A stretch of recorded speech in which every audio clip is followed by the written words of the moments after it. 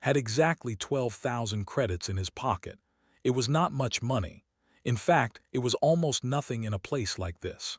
The Galactic Surplus Auction on Station Vega 9 was a place for rich beings. Very rich beings was not one of them. He stood at the back of the auction hall, trying to look like he belonged there. The hall was huge. It could hold 10,000 beings, and today it was almost full. Strange creatures from 100 different worlds sat in comfortable chairs, holding numbered paddles, ready to spend fortunes on things could not even dream of owning.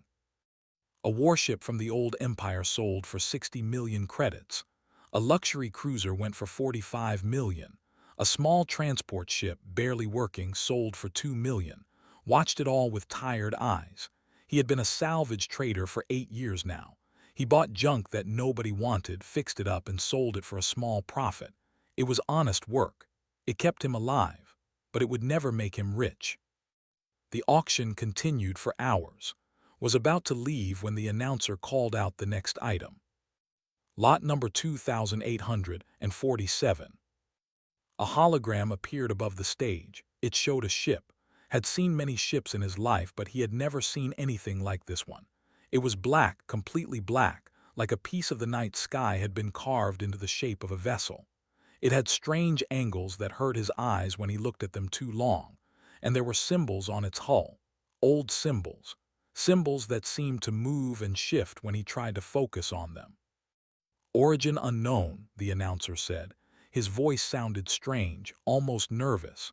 Systems non-functional, classification, decorative salvage only, starting bid 500 credits. 500 credits. That was nothing. That was less than nothing. Ships at this auction never went for less than 1 million. Looked around the hall. Nobody moved. The rich merchants who had been fighting over every piece of junk suddenly became very quiet. A trade lord from the mining consortium turned his chair away from the stage. An ambassador from the hegemony was whispering urgently into his communicator. His 4 eyes were wide with something that looked like fear. 500 credits, and nobody was bidding. Felt something strange in his chest. It was not excitement. It was not fear. It was something deeper, something that told him this moment was important. This moment would change everything. He raised his paddle. 500 credits to the human in the back, the announcer said quickly, too quickly. Any other bids? No, sold to the human. The hall remained silent, walked toward the stage to claim his purchase. As he walked, he felt every eye in the room following him. Thousands of beings from dozens of species, all staring at him. But they were not laughing at him for buying worthless junk. They were looking at him like he had just done something very dangerous. The paperwork took only a few minutes. The auction officials seemed eager to finish the transaction. They did not look at him. They did not speak to him more than necessary. When asked where his ship was docked, they gave him the location and practically pushed him out the door. The ship was in docking bay 847, the oldest and most forgotten part of the station. Walked there alone. The corridors became older and darker as he went deeper into the station. The lights flickered. The air smelled of rust and age. When he finally reached the docking bay, he stopped and stared. The ship was beautiful. Even sitting still, even with no power running through its systems, it was the most beautiful thing he had ever seen. The black hull seemed to drink in the light around it.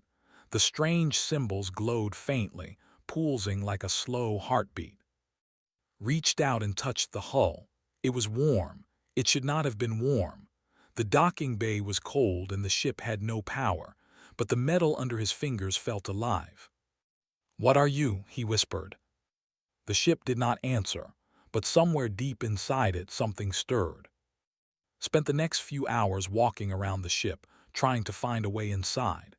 There were no visible doors, no hatches, no entry points of any kind. The hull was smooth and unbroken.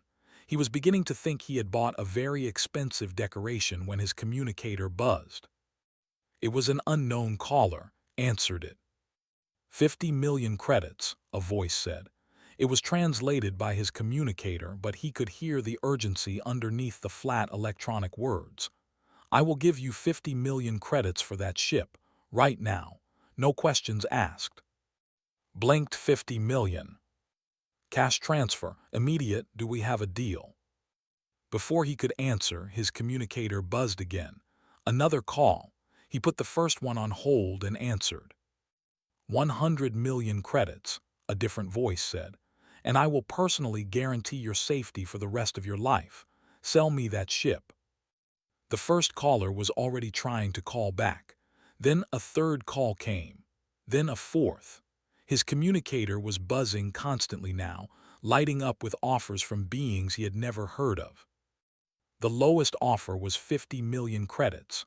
The highest was 300 million, plus a private moon, plus citizenship in the hegemony. One call was different from the others. It came with no offer, just a message. Human, sell that ship within the next 6 hours or you will die. This is not a threat. This is a fact. Sell the ship and live, keep it and die. There is no third option. Ended all the calls. He turned off his communicator. He stood in the cold docking bay, looking at the black ship that had somehow become the most valuable and most dangerous thing in the galaxy. He should sell it. Any sane person would sell it. 300 million credits was more money than he could spend in 100 lifetimes, and the death threat was probably real. Beings did not offer that much money for something unless they were desperate. Desperate beings did desperate things. But did not move. He could not move. Something was holding him here, something in his blood, in his bones, in the deepest part of his soul. This ship was his. It had always been his.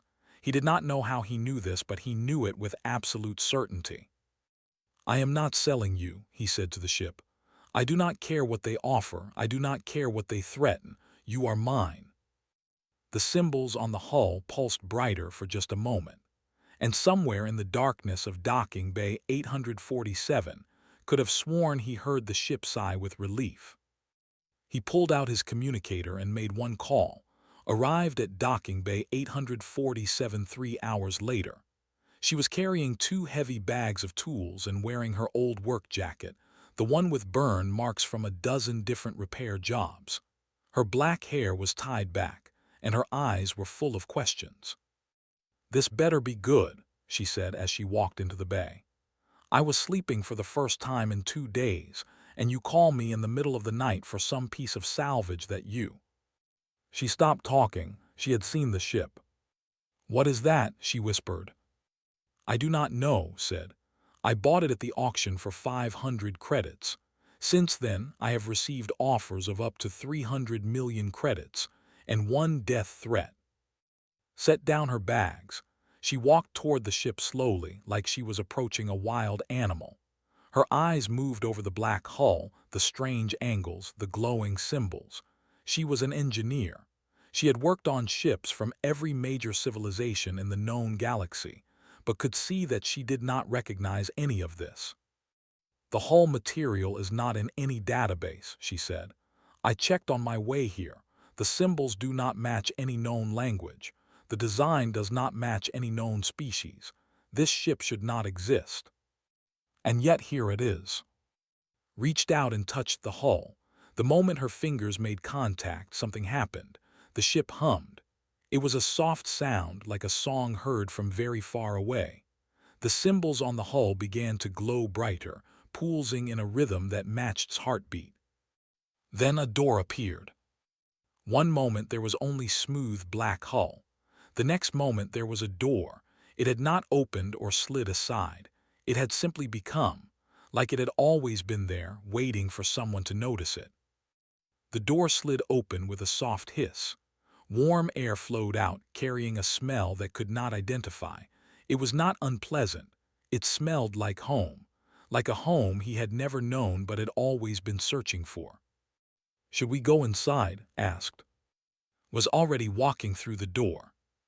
The inside of the ship was impossible. The corridors stretched away in directions that should not fit within the exterior dimensions. Counted his steps. He walked 200 meters down a single hallway, but the ship was only 50 meters long from the outside. The walls were covered in the same glowing symbols, but here they moved more actively, flowing like water, arranging themselves into patterns that almost made sense. "This is not possible," said. She had her scanner out, but the device was going crazy, showing readings that contradicted each other. "The internal volume is at least 20 times larger than the external volume. That violates basic physics." "Maybe it does not," said. "Maybe we just do not understand the physics yet." They walked deeper into the ship. They found rooms filled with strange machines. They found a medical bay with equipment that looked centuries ahead of anything in the known galaxy. They found a library, or what looked like a library, with thousands of glowing crystals arranged on shelves that reached up into darkness. And then they found the heart of the ship. It was a large circular room at the center of the vessel. The walls were covered in screens, all dark. In the middle of the room was a chair. It looked like a command chair, but it was shaped for a human body, not for an alien body, for a human body. Sat down in the chair. The ship woke up. Every screen came alive at once. The symbols on the walls blazed with blue light. And then the ship spoke, not in words, in feelings, in images, in memories that were not his own but felt more real than anything he had ever experienced. He saw Earth, but not the Earth he knew. This was an Earth from long ago, an Earth covered in gleaming cities and connected by bridges of light. He saw humans building ships like this one, ships that could fold space like paper, ships that could travel between stars in the time it took to draw a breath. He saw human colonies spreading across the galaxy, 1,000 worlds blooming with life and art and music and discovery. And then he saw the fear. He saw alien councils meeting in secret. He saw their calculations, their projections, their terror. Humanity was growing too fast. Humanity was learning too quickly. In another 50,000 years, humanity would surpass every other species in the galaxy. They would become something new, something unprecedented, something that could not be controlled or predicted. The aliens made a choice. Watch the erasure. He watched fleets of warships descending on human colonies. He watched cities burning, libraries destroyed, knowledge erased. He watched as humanity was pushed back, further and further until only one world remained. Earth. A primitive Earth, stripped of all technology, stripped of all memory, stripped of everything that made humans what they had been. The aliens rewrote history. They removed humanity from every record, every database, every story. They told themselves that they had been merciful. They told themselves that they had saved the galaxy from a threat that had not yet materialized but surely would. They told themselves lies for 200,000 years. And they almost succeeded, almost. But they missed one thing, one ship, one archive, one piece of evidence that could not be destroyed because it had hidden itself so well that even its creators had forgotten where it was. This ship, this impossible, beautiful, priceless ship. Opened his eyes, he was crying. He did not know when he had started, but tears were streaming down his face. Beside him was also crying. She had seen it too. The ship had shown them both. 200,000 years, whispered. They kept us in the dark for 200,000 years. They took everything from us, everything. Not everything, said. His voice was steady now. The sadness was still there, but something else was growing beside it, something hot and bright and unbreakable. They did not take this, and they did not take us. The ship hummed in agreement. On the screens around them, information began to flow. Technical specifications for technologies that humanity had invented and then lost. Star maps showing the locations of things the aliens thought they had destroyed. Medical knowledge that could cure diseases that still killed millions of humans every year. And something else, something that made breath catch in his throat. Coordinates, thousands of coordinates. Locations scattered across the entire galaxy, hidden in places no one would ever think to look. And at each location, sleeping in the darkness of space, waiting for someone to wake them up. Human colonies, survivors of the erasure, frozen in time, preserved by technology that the modern galaxy could not even imagine. Humanity had not been erased. Humanity had been waiting for 200,000 years for someone to find this ship and learn the truth. "What do we do now?" asked. Looked at the screens. He looked at the coordinates. He looked at everything that had been stolen from his species and everything that could still be reclaimed. "Now," he said, "we start running, because when the galaxy finds out what we know, they will try to kill us, and we cannot let them, not until we wake up everyone who is sleeping out there, not until humanity remembers who we really are."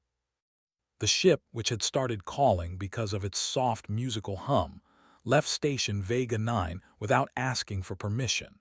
It simply flew through the docking bay doors before they were fully open, leaving a trail of confused security officers behind. Within 1 hour, the hegemony declared them to be terrorists. Within 2 hours, the mining consortium put a bounty on their heads. The bounty was worth more than some small planets.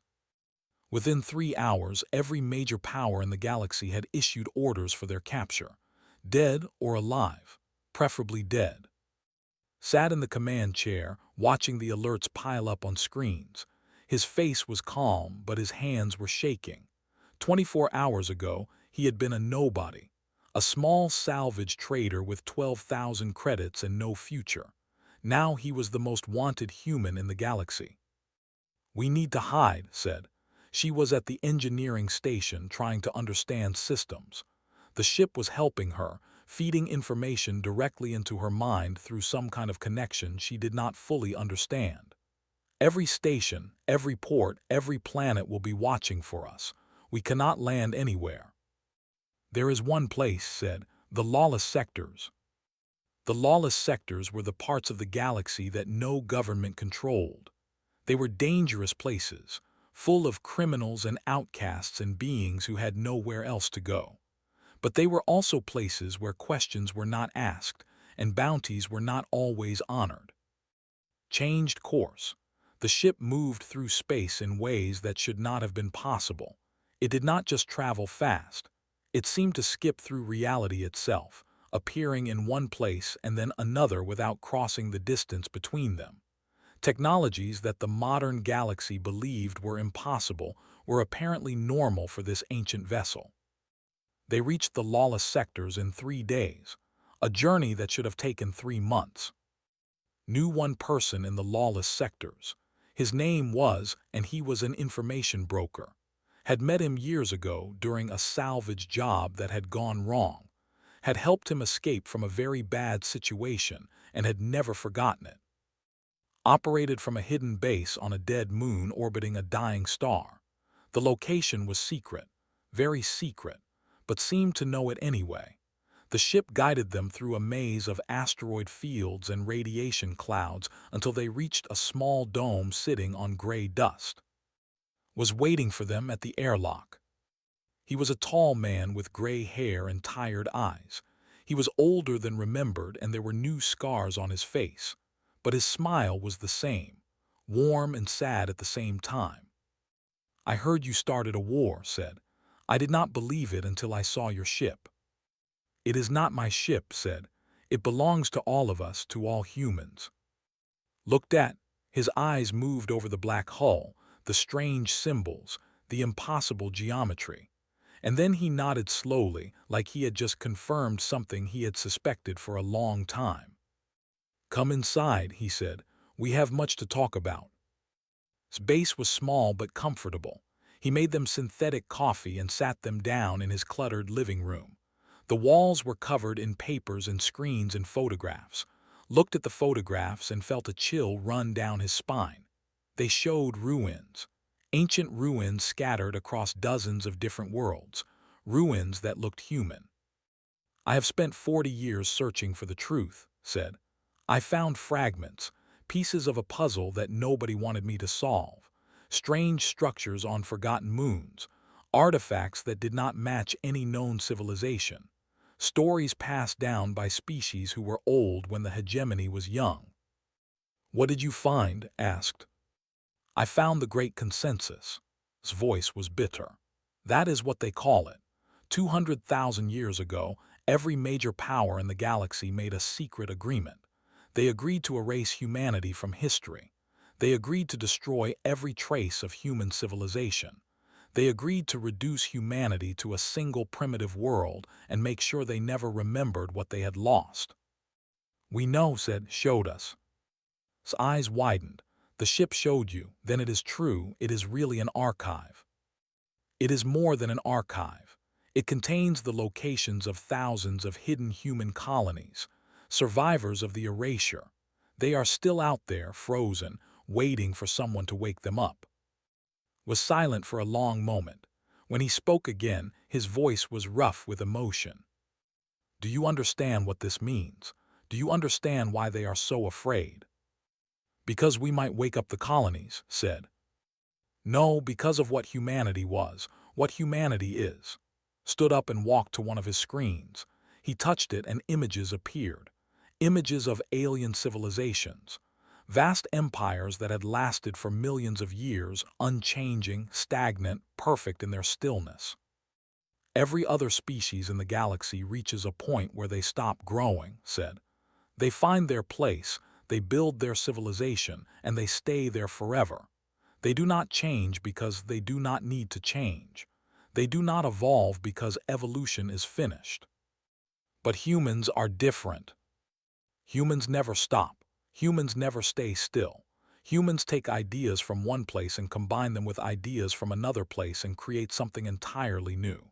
In 10,000 years, humanity went from stone tools to ships that could fold space. 10,000 years is nothing. It is the blink of an eye.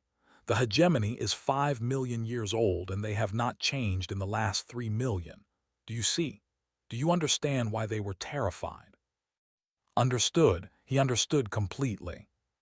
"They did not erase us because we were dangerous," he said. "They erased us because we would not stop growing, because eventually we would grow beyond them, beyond everything.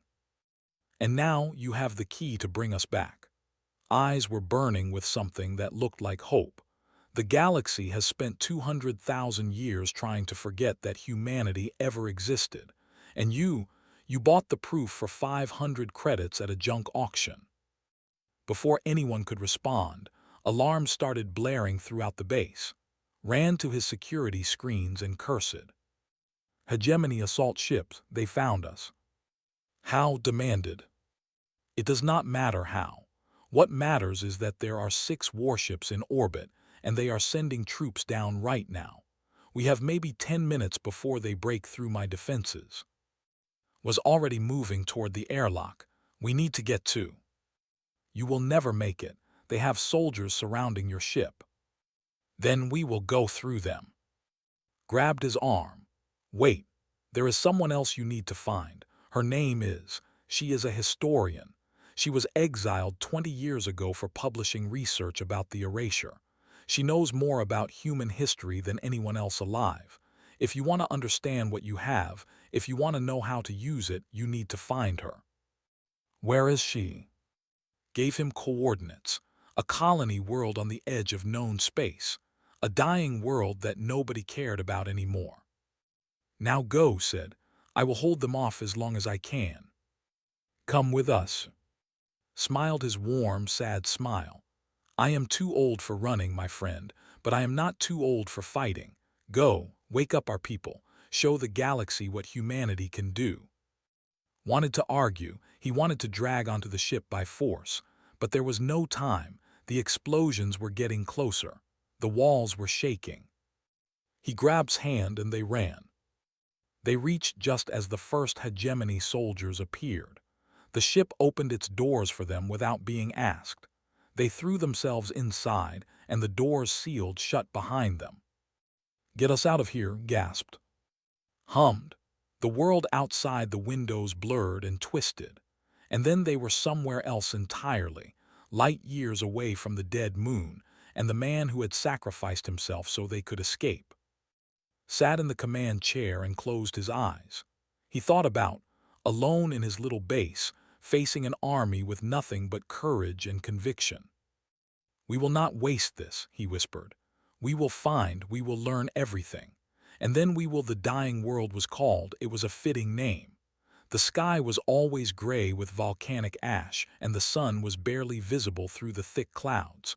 Once, thousands of years ago, it had been a thriving colony world. Now it was a place where people went to be forgotten. Landed in a small valley between two dead mountains. The ship's sensors showed only a few hundred life signs on the entire planet. Most of them were clustered in a single settlement about 10 kilometers away. But one life sign was alone, isolated in a small structure on the side of the eastern mountain. Knew that was where they would find. They walked through the ash. The air was thin and bitter, and they had to wear breathing masks. The landscape was gray and empty, with no plants, no animals, no signs of life at all. It was hard to believe that anyone could live here by choice. The structure turned out to be a small dome, half buried in ash. There was a door, but it did not open when they approached. Instead, a speaker crackled to life. "Go away." The voice was old and tired and angry. "I do not know who you are, and I do not care. Leave me alone." "My name is sent us." "Silence, then, is dead. The networks reported it this morning. The hegemony killed him." Felt the words like a punch to his stomach. He had known, somewhere deep inside, that would not survive, but hearing it confirmed made it real, made it hurt. "He died so we could find you," said. "He said you know more about human history than anyone else alive. He said you could help us." "Help you do what?" "Die faster. The hegemony is hunting you. Everyone is hunting you. There is nowhere in the galaxy where you will be safe." "We have something they want," said. "A ship, an archive. It contains everything they tried to erase, and the locations of thousands of hidden human colonies." The silence lasted longer this time. Then the door opened. Was old. Her hair was white, her face was lined with deep wrinkles, and her body was thin and bent. But her eyes were sharp, sharp and burning with an intensity that age could not diminish. "Show me," she said. They took her too. When she saw the ship, she stopped walking. Her hands began to tremble, her eyes filled with tears. "I spent 60 years looking for proof," she whispered. 60 years of research. 60 years of being called crazy, being called dangerous, being exiled to this dead rock. And here it is. Here it really is. She reached out and touched the hull. The ship hummed for her just as it had hummed for, and the door opened, welcoming her inside. For the next several hours, explored the ship. She moved through the corridors like someone walking through a dream. She touched the walls, the consoles, the strange machines. She wept and laughed and whispered things in languages that did not recognize. Finally, they gathered in the central command room, projected images onto the screens, responding to questions before she even asked them. "This is more than an archive," said. "This is a seed." The ancient humans knew the erasure was coming. They could not stop it, but they could prepare for it. They hid colonies across the galaxy, frozen in stasis fields that would last for hundreds of thousands of years. And they built ships like this one to carry the knowledge, the technology, everything needed to rebuild. "How many colonies are there?" asked. "According to this data, 4,712. Each one holds between 10,000 and 100,000 humans, all of them sleeping, all of them waiting." "Waiting for what?" Smiled. It was a strange smile, full of wonder and sadness and hope. "Waiting for a ship like this to find them. The stasis fields can only be broken by an archive, by a ship that carries the original codes, the original frequencies. Without this ship, the colonies will sleep forever. With it, they can be awakened." Leaned forward. Why did the aliens not destroy the colonies? Why did they not find them and finish the job? Because they could not find them. The ancient humans hid them too well. They used technologies that the alien coalition did not understand and could not detect. The aliens knew the colonies existed, but they believed they would sleep forever. They believed the archives had all been destroyed. But this one survived, said. This one survived, and now it has found you, or perhaps you found it. The ship chooses its pilot, you know. It has been waiting for 200,000 years for the right person to sit in that chair. Looked at the command chair. He thought about the auction, about the moment when no one else would bid, about the feeling in his chest that had told him to raise his paddle. Why me? His eyes met his. Because you were brave enough to want it, because you did not sell it when they offered you fortunes, because something in your blood, in your genes, in your soul recognized what this ship was. The ancient humans bred themselves for adaptability, for curiosity, for courage. 200,000 years of evolution did not weaken those traits. It made them stronger. You are more human than your ancestors ever were. That is why the ship chose you. The screens around them changed. They began showing more detailed information about the colonies, locations, populations, technologies, and something else, something that made his heart beat faster. Some of the colonies were not just preservation sites, explained. Some of them were development facilities, research stations where the ancient humans were working on new technologies, new capabilities. If we can awaken those colonies, we will not just be bringing back what was lost. We will be gaining things that never existed before. The aliens will try to stop us, said. Of course they will. They have spent 200,000 years maintaining the lie that humanity was always primitive. If the truth comes out, their entire civilization will be shaken. Every species in the galaxy will question what else they have been told. The great consensus will collapse. Stood up, he walked to the main screen and looked at the star map showing the locations of the hidden colonies. We cannot do this alone, he said. We need help, we need allies. There are other humans in the galaxy, said. Humans who have always suspected the truth. Humans who have been searching for proof just like I was. If you broadcast what you have found, they will come to you. And the aliens will come too. Every warship in the galaxy will try to destroy us. Yes, but you have something they do not have. You have a ship that can fly faster than anything they possess. You have technologies they cannot match. And you have something even more important. What is that? Smiled again. This time there was no sadness in it, only hope. You have a cause worth dying for, and there is nothing more dangerous in the universe than a human with a cause. Looked at, she nodded. They had made their decision long ago in a cold docking bay on Station Vega 9. There was no turning back now. He said, prepare a broadcast. Send it to every human frequency in the galaxy. Tell them what we have found. Tell them where we are going. Tell them that anyone who wants to fight for the truth should find us. The ship hummed in acknowledgement. And then, continued, set course for the nearest colony. It is time to wake up our people. Its engines came alive. The ship rose from the ash of the dying world and climbed toward the stars. Behind them, watched through the windows as grew smaller and smaller. She had spent her whole life searching for the truth. Now she was going to help bring it back to the galaxy. 6 months had passed since bought a worthless ship at an auction. 6 months of running, fighting, and awakening. 6 months that had changed everything.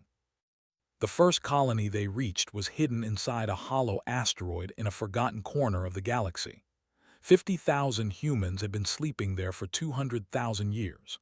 When sent the awakening signal, when the stasis fields finally dropped, watched through the ship's cameras as people opened their eyes for the first time since before recorded history.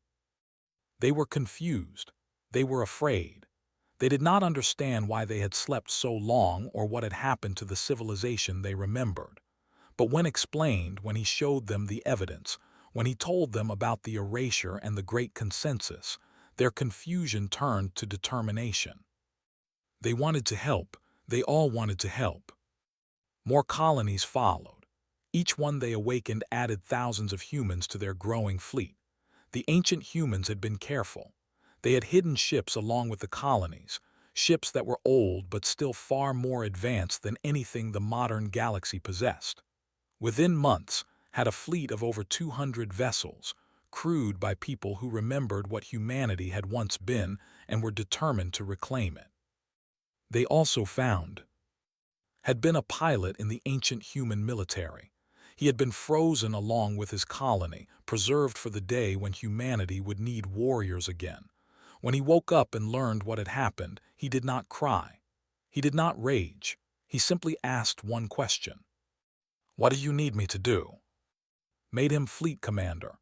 It was the right choice. Was brilliant, experienced, and completely fearless. Under his leadership, the ragtag collection of ancient ships became something more. It became an army.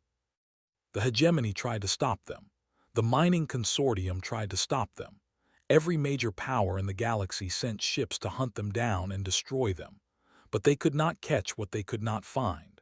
And the other archive ships could move through space in ways that modern vessels could not follow. Every time the enemy thought they had cornered the human fleet, the humans simply vanished and reappeared somewhere else. And all the while, the broadcast continued. Its message, sent from 6 months ago, had spread across the galaxy. Humans everywhere had heard it. Humans on Earth, humans on space stations, humans on colony worlds that had been established after the erasure. They knew the truth now. They knew what had been stolen from them. Some of them were angry. Some of them were afraid. But many of them were inspired.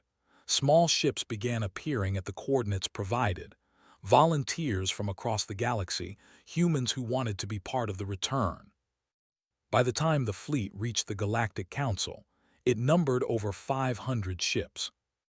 The Galactic Council met on a massive space station at the center of known space. It was the seat of power for the coalition that had organized the erasure. For 200,000 years, the species represented here had divided the galaxy among themselves, confident that the threat of humanity had been eliminated forever. They were about to learn how wrong they were. His fleet dropped out of folded space directly in front of the council station. 500 ships, arranged in perfect formation, each one broadcasting a signal that could be received by every communication device in the galaxy. This was not an attack. It was a message. "Citizens of the galaxy," his voice echoed across 1,000,000,000,000 frequencies.